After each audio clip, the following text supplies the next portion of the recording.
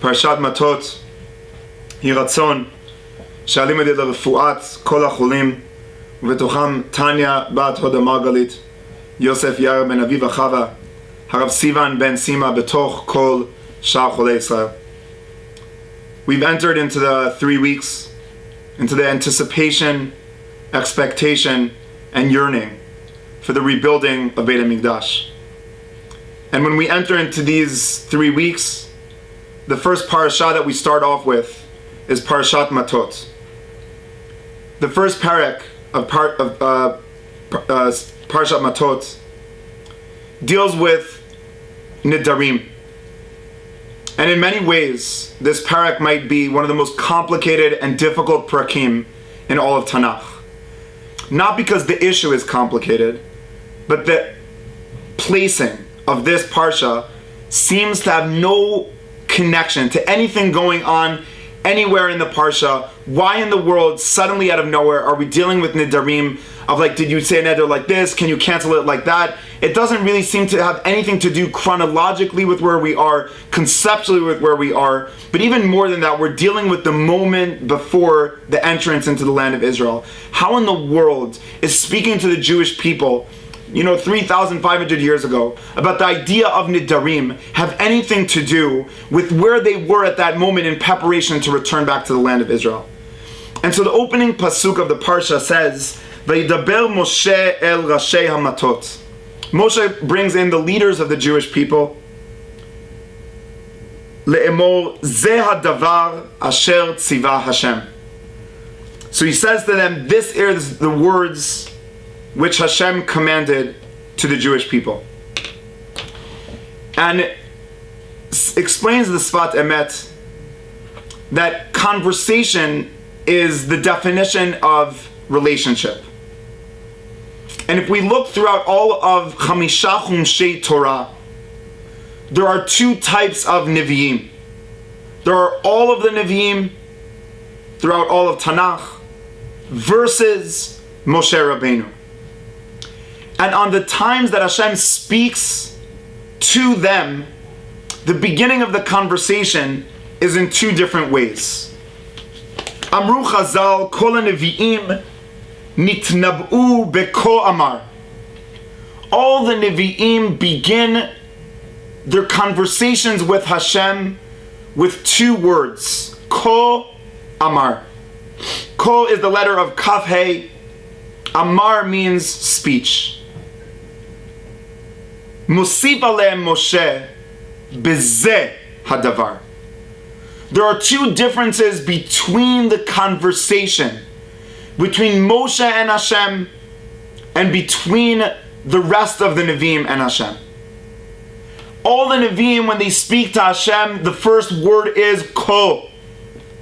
And the second word is always Amar. They're always linked together. Versus Moshe Rabbeinu, that the word is not Ko but Zeh. And the word for the speech is not Amar but Davar.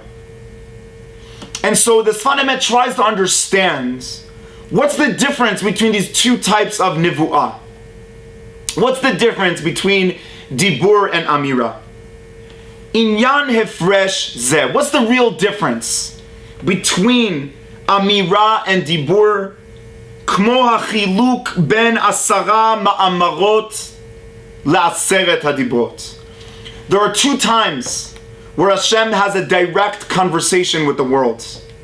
The first is in the creation of the world, and the second is in Ma'amad Har Sinai. In the creation of the world, when Hashem speaks to the world, it says, Vayomer Elokim Yehi Or. Vayomer Elokim Tadshe Haaretz Deshe. Vayomer Elokim Yehi Rakia. Vayomer Elokim Lo Tov Heyot Ha'adam Levado. The word is Amar, Amar, Amar 10 times. In the second time when Hashem speaks to the world, it is not called Asara Ma'amarot, but Asara Dibrot. So says the Sfat Emet, what is the difference between Dibur and Amira?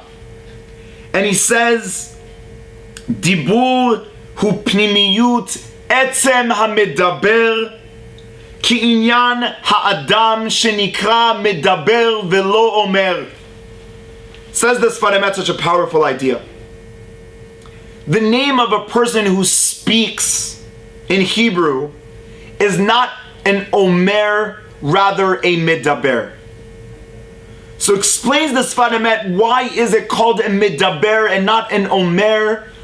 Because dibur is defining the actor and not the action. Medaber is defining the speaker and not who he's speaking of, what he's speaking about. Amira is the idea of what you said, but not who is saying it. So dibur is defining the actor, while amira is defining the action. Speech is amira. Speaker is medaber. And in Hebrew, we divide the two. There are 2 types of conversation. There's an informative conversation, where the goal is the words that I say and I'm giving over informative information. And that's called amira, and that's a necessity. It's something that I'm doing because I have to give a word, a conversation. But dibur is not a necessity, but rather a relationship. It's speaking about a conversation between, and it's demanding of you to realize that what's being said is less significant than who you're saying it to. And so when Hashem creates the world, He uses the word Amar, Amar, Amar because there's no one to talk to. So it's a bunch of information, but it's not a link, it's not a connection. It's words which are being said to no one, and therefore it's Amira. But in Aseret HaDibrot, what is essential is not the words, but who they're being said to. It's about the relationship that's being created, and not only the information that's being given over. And so says the Sfat Emet, Amira is Bamikre velo ba'etzem. The idea of Amira is the action, but the Dibur is the actor. And therefore, the difference between Moshe and the other Nevi'im is that with Moshe there was a relationship, while for other Nevi'im there was information. And right before the Nidarim, Hashem says to Moshe, say to the leaders, Ze hadavar. And what he's saying in his message is that there are 2 ways of conversation. You can speak and give over ideas, or you can ask yourself, who are you speaking to, is what's really the main question. If you're speaking to someone you're connected to, the words are not information. They're a bridge that connects the 2 together. And when you're speaking, you're giving over who you are and why you are. Says Moshe Rabbeinu, before you enter the land of Israel, understand the essence of Nidarim.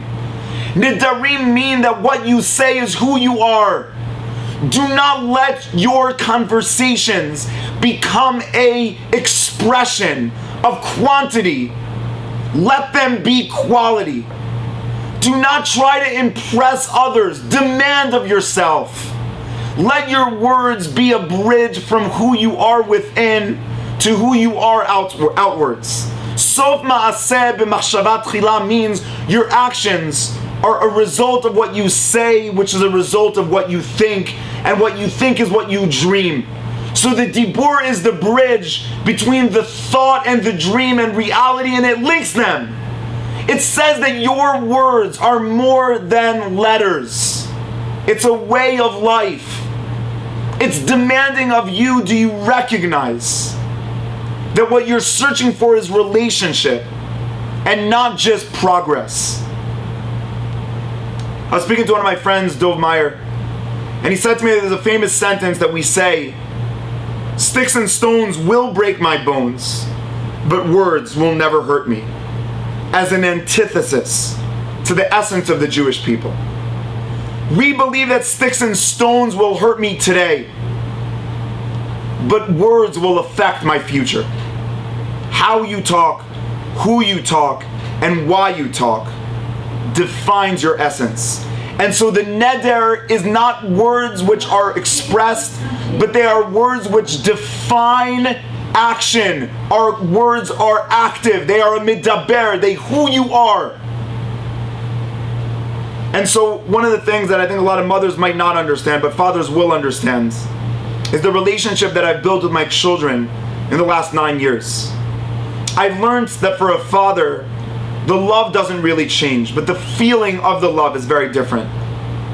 For the first few years with your children, when they're not really speaking, you feel like you love them, but you don't feel like you're actually growing from them. As my children grow and start to speak to me, the words that they say to me are, for me, the essence of all that's going on in my life. If what they're saying to me is X, then who I am is X. And if what they're saying is Y, then who I am is Y. If they say to me, Abba, I want to, go running, that means that they're searching for a relationship. If they say to me, Abba, I want to go outside and I want to leave, they're saying to me, Abba, I don't want a relationship. But in their words, they're saying to me who I am and why I am. My bracha as we enter into the 3 weeks is to understand that in Beit HaMikdash we gave korbanot, but before every korban we did smicha on the korban. We said words which defined that the experience of the sacrifice was, is it something external or internal? The smicha, the beginning, was saying, are you expressing what you want, and therefore now the korban will be a real sacrifice, or are you just doing the sacrifice to run away from your responsibility? In the 3 weeks now, we do not have a Beit Mikdash. But what we do have is the opportunity to understand that what we had then, we still have today. What we say and who we are is defined through who we talk to, the way we speak, and what we're saying to each other.